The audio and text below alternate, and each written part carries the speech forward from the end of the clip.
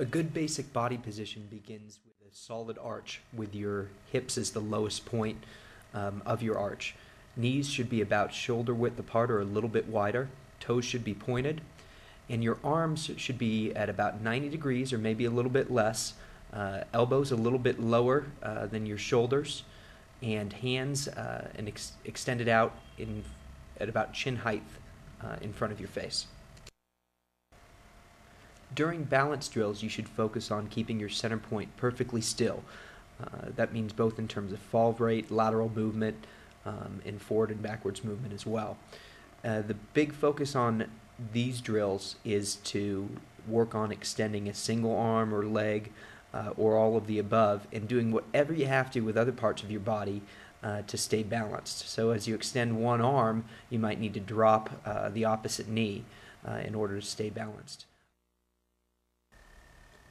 Likewise, sometimes during these drills, you need to make adjustments with your spine to control for fall rate.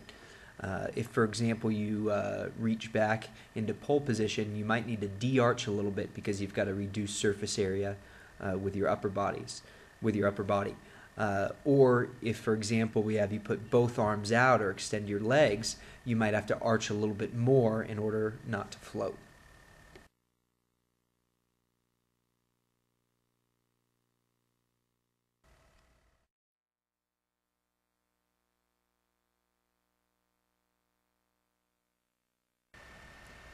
The most effective way to do a center point turn, turning right around your hips, is to use your arms and your legs together. Or I should maybe say your upper body and your lower body together. What we think about doing is dropping an individual knee and raising the opposite knee to shape the bottom of our body like a propeller. And we do the same thing with our upper body by rotating at our shoulders. So it's keeping your spine exactly straight, raising one shoulder, lowering the other, and thinking of your arms and your hands as an extension of your upper body.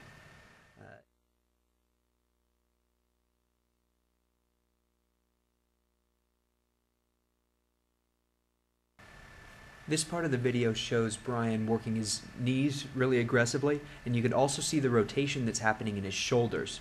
Holding onto his grippers kind of takes his hands out of the equation, and you can see, though, still how his upper body is doing its share of the work through that shoulder rotation.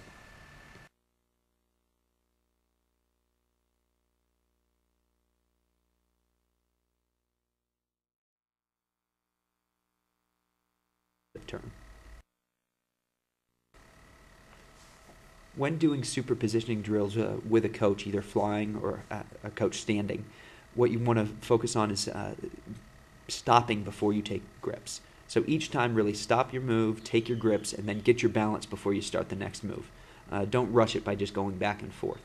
Another good tip for this one is to really watch your legs or your hips or whatever go right by the coach's side.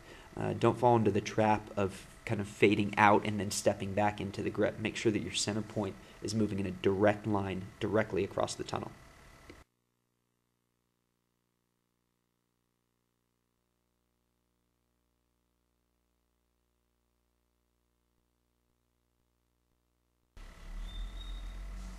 Throughout your tunnel time, we really encourage you to take pride in your grip taking. Each time that you take a grip, make sure you're nice and stopped, you take a clean grip, and then you flash off it and then balance before you make your next move.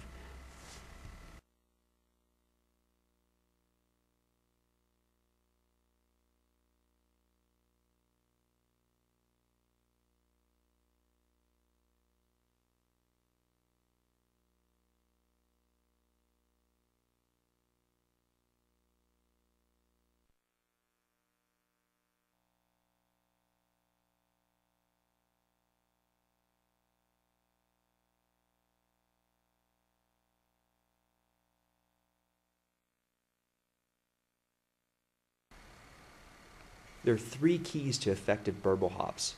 First is a clean setup, second is moving hard, and the third is staying close. Before you start the move, make sure that each person is balanced, still, and set up with about 1.5 feet distance in altitude. Next, move straight and hard across the tunnel. And lastly, stay close. The biggest tip we can give you on burble hops is to stop early. Right as you cross the burble, you should be hitting the brakes on that side slide.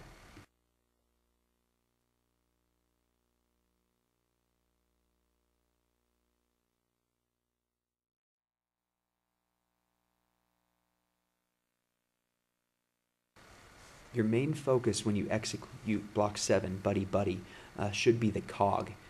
Both folks are really working hard to stay close together and finish right on grips.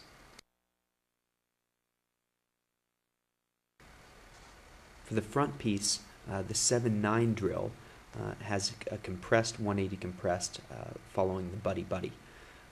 For this compressed, both people should make sure that they're doing a full 180 degree turn. Right here you could see Brian and I doing a little bit of a vertical move where our heads cross over and under each other. It's fine to do this, but some teams even find it faster to just stay perfectly level, building a little bit wider of a compressed so you don't risk knocking heads on your way by. In 4-way, the point flyer is generally the one that takes the side body on the block 7 and starts out facing on the top of the compressed block.